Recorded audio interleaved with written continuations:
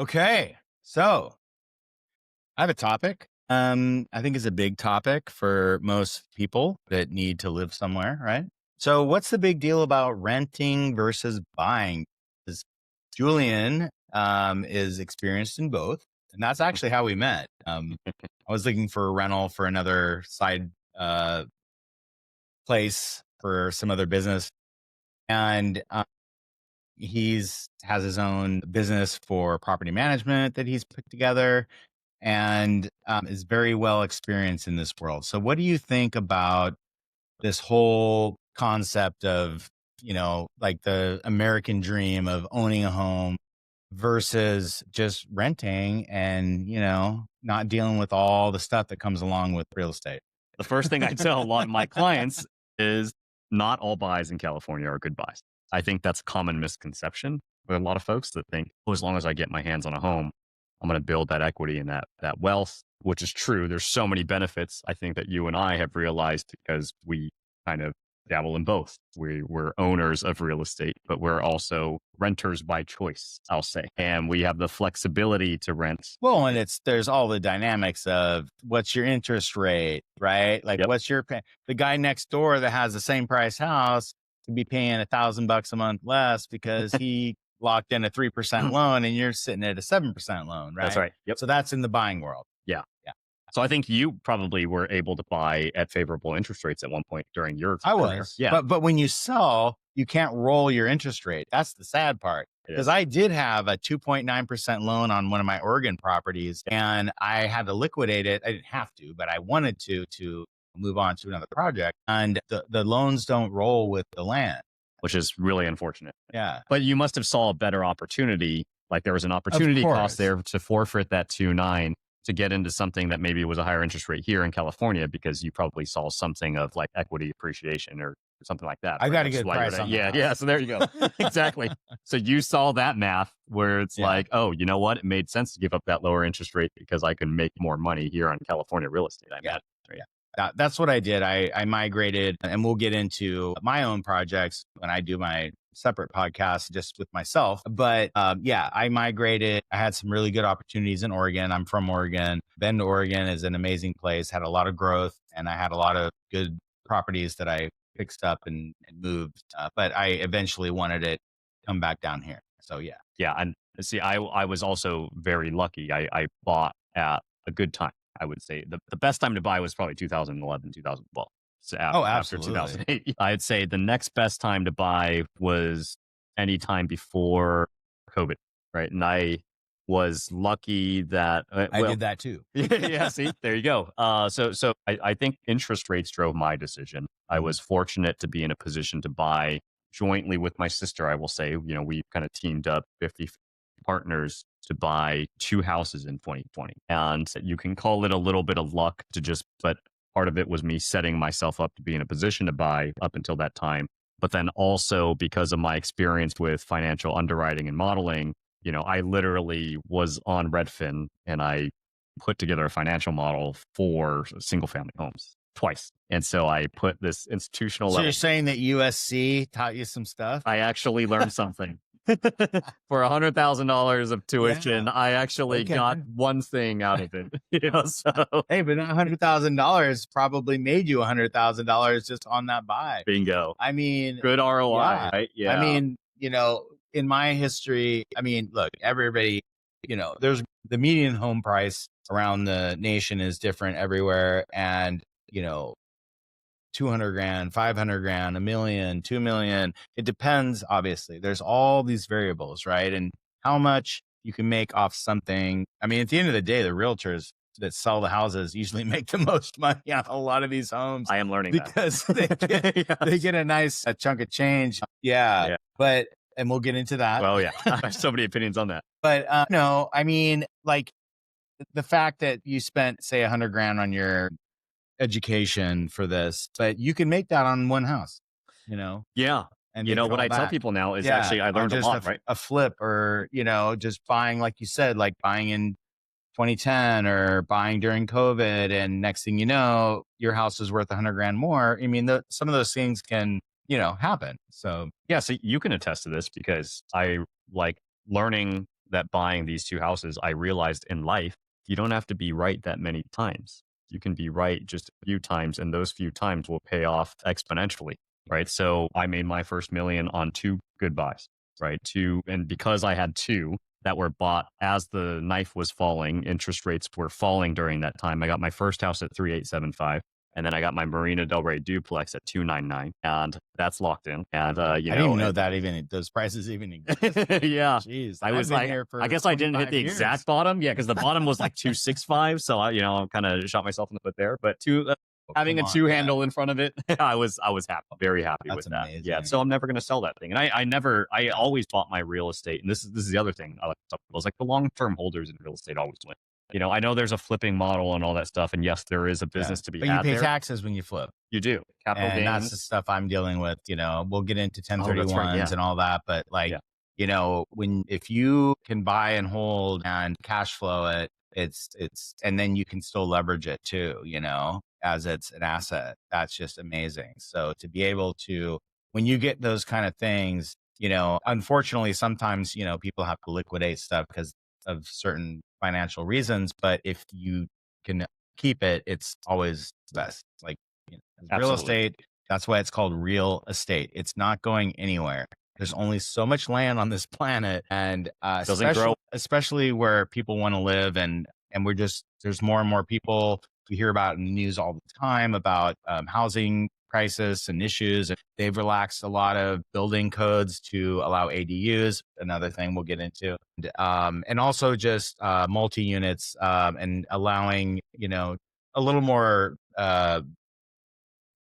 freedom in how you build your homes these days as far as for living, because everybody has to live somewhere, right? You can pitch a tent in some public park, but you're still going to get kicked out at some point. You can't just park an Airstream, on a road. You're going to get tickets. Like, you got to live somewhere, Absolutely. And land is just one of those. And I do like the stock market. I have a really good friend. He's a good friend of mine, and I do securities and have it balanced. But real estate is just something that it should be your first priority. If you're going to go for one goal, get some land, right? And again, I know the topic's rent versus buy, but I'm just speaking on behalf of the buy side, because there is a lot of power in buying and having land, because you can, of course, you have a home, but you can also rent it. You can leverage it. You can,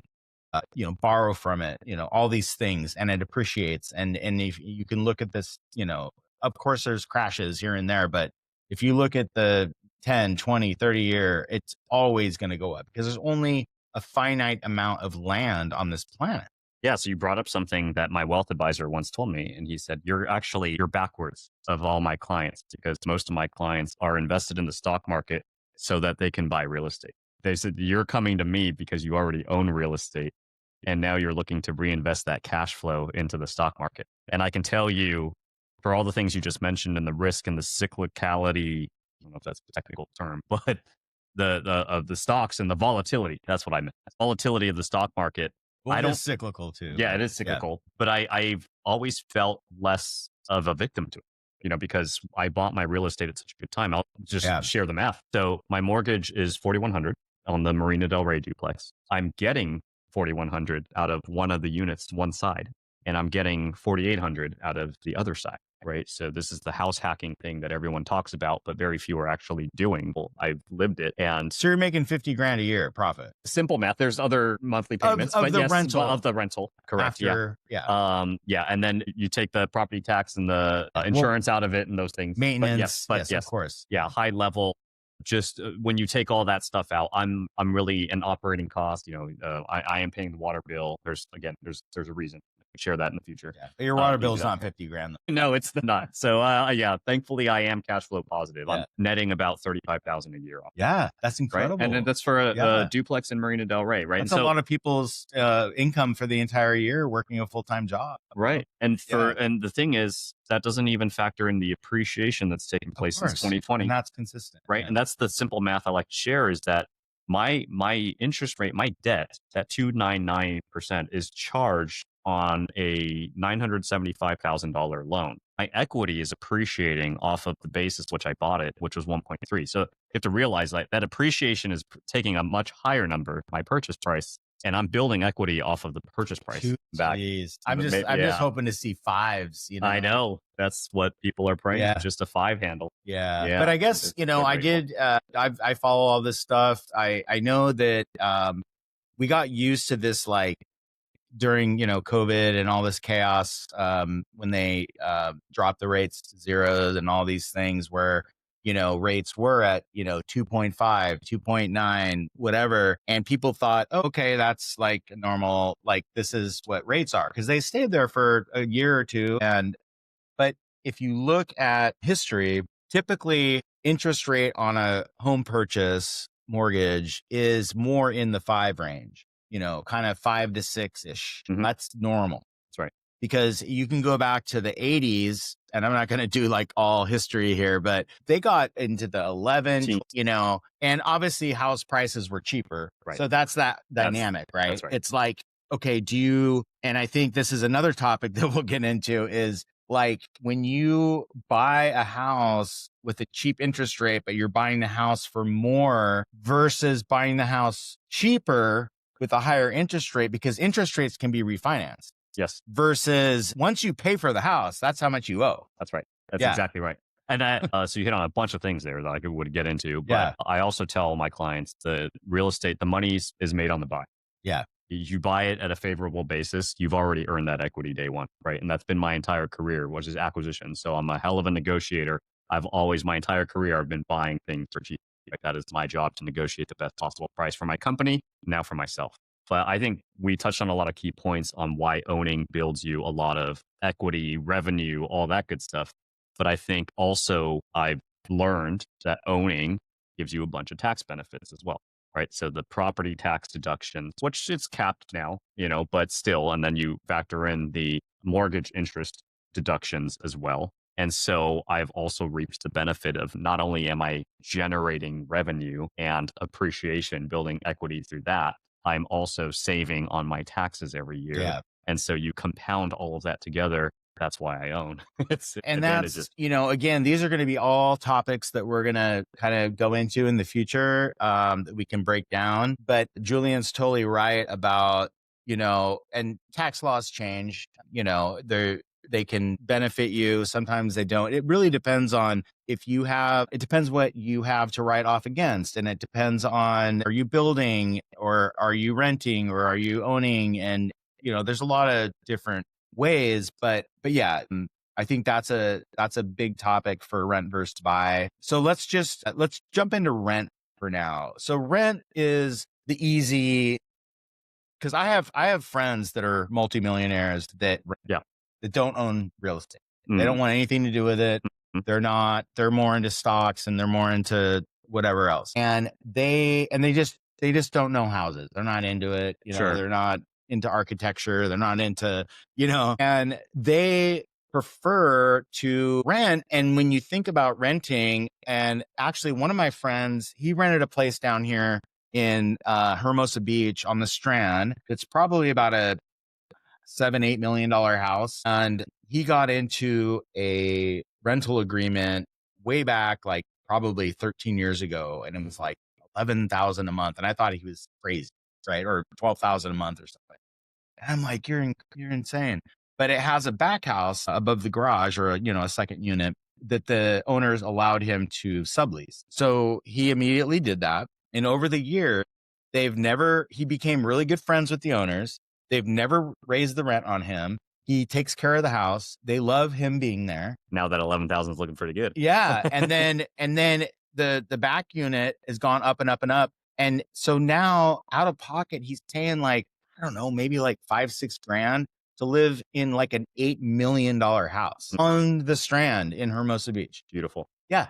And so, okay, so getting into rent and why Yeah. we rent. I'll be renting next year in March, for sure. And why? Because the properties that I bought, I have always lived in them, renovated them, and then rented them out. Right. So they came with repair and work needed, I've got them updated, got them rents from the low market to very fair market, maybe even higher because I made them very nice. And so once they're fully rented out, I've hopped now to my first home, did the same thing, and I renovated that one. Now I'm going to get ready to rent that one out. And so now I actually have the freedom of choice as to where I live. And I'm actually pretty excited because much like your friend now, I can just be wherever I want to be, right? Because I've got the ownership aspect taken care of. I'm actually making money off my homes now. You may argue that that would be essentially subsidizing my rent in the future, right? So the income that I produce off of my owned properties, I can now take with me and just go live wherever I choose. So you can have both worlds, I is what can you're have both saying. worlds. So Yes. there is a duality. I mean, I'm in the same world. I mean, I'm building a custom home in Yeah. Playa del Rey right now that will be a home,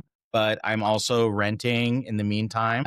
And it gives you flexibility and Yes, it choice. allows Yeah. me to run my business and have an office, my own office space, and this podcast space, and also it's flexibility. So yeah, so sometimes, and again, this is all conditional. Like, it depends on where you live, how much money do you make, do you have kids, how big of a house do you need? There's all these layers that go into it. But I think the main thing is that with owning a home, you have equity growth and you have leverage, like a HELOC. If you Yeah. need to pull out some money or you need it to leverage something else, right? That's right. And you own actual land, which will always appreciate. I That's right. mean, you're going to have some crashes and you're going to have some dips, but I mean, just look at the charts for the last 50 years. Yep. I mean, That's right. so, and then renting, I think, is probably nice when you're not really sure what you're doing, or maybe you prefer to invest your money you're bigger into the stock market, or maybe you want to invest into other assets, right? Outside of real estate. And I've actually pushed clients toward that. I have advised people to continue to rent. Why? Because of that first thing that I mentioned, which is not all real estate in California makes you money, especially right now because it's Sure. so interest rate dependent. And so I've told people, in my performa, my financial model, if it doesn't show you a good return over 10 years, and what I mean by good is if it doesn't stack up to the S&P or some other index. Plop it in there Exactly. and you don't have to do anything. Exactly. Yeah. And that's why I underwrite it the way I do to show you You have over to a 10-year outperform. period. Yeah. Exactly. Like, is it worth taking this risk, having all your money tied up in a very illiquid asset for 10 years? Or should you just be taking your savings and putting it in the S&P? Right now, a lot of the times shows you that you should just put it in the S&P. That's why you should continue renting, because if you can get a deal like your buddy's got and he's getting something favorable and taking all their savings and putting it elsewhere, you should put it there. Yeah. And then when the time is right and you find a good opportunity back in real estate, then that's where you put it in. Yeah. I think it's all, it comes down to balance. When we get into like more investing topics, you don't want all your eggs in one basket, right? Like, and real estate is a really good one if you're getting it for a good price, you're not living out of your means, you have a decent loan on it and it's manageable. It's a nice home headquarters because you have to have a home, and it's nice to have something you can kind of leverage, but you can't get outside of that box because there's all these TV shows and all this stuff about how much money you can make flipping homes and doing this and doing that. And you can't get too caught up in that, when this is your first house and this is like all of your money, and you got to be careful. It's the biggest investment you'll make in your life. It's a fact. I mean, you can Google it, whatever. They say, buying your first home is typically most people's biggest investment in their life. And so you just have to be smart about it. And there's nothing wrong with renting, and renting is nice because it's just, you don't have to deal with property taxes. You don't have to deal with expenses and maintenance, and you just kind of come and go. And so there's that beauty in that. So. That's right. And it burdens you from saving money for anything else. Right. Just keep renting. And just in quality of life, right? Exactly. Yeah. Got a And family, like you got said, mouths to feed. Yeah. Like if it makes more sense to rent, so you have more cash flow to invest in stocks or into your family or vacations or whatever, and not have to feel this, like, I have to own a house. I think that's a stigma that exists, is like I'm not successful unless I own a house. There's a lot of different ways to go about it. It is nice to own your own land. I'm a big, fan of at least having one piece of land somewhere that's mine. That's right. Yep. I've definitely gone through several, which you'll see on my website and on these conversations, but there is a good feeling about that. But you also have to live within your means. And I think that's at the end of the day is critical. So, they have their pros and cons, which we just discussed. Time. I think with rent, it's kind of that freedom of being able to not be subjected to all these requirements and commitments and legalities with expenses and things. You have that freedom of just like, here's your rent. Right? That's right. Yep. But then on the buy side, hey, this is my land. I own it. I can leverage it. I can borrow on it. But I have to pay property taxes. I got to maintain it. I have to deal with any legalities that happen on the property. I have to have insurance. I have to have, those are the two worlds. Yeah. And I think that's a whole topic we can get into because I have a lot of people who are surprised with the cost of ownership after they get a house. Yeah. All right. Awesome. Well, great, Julian. That was an amazing conversation, and we will have a new topic for you very soon. Looking forward to it. All right. Awesome, man. Later. Thank you.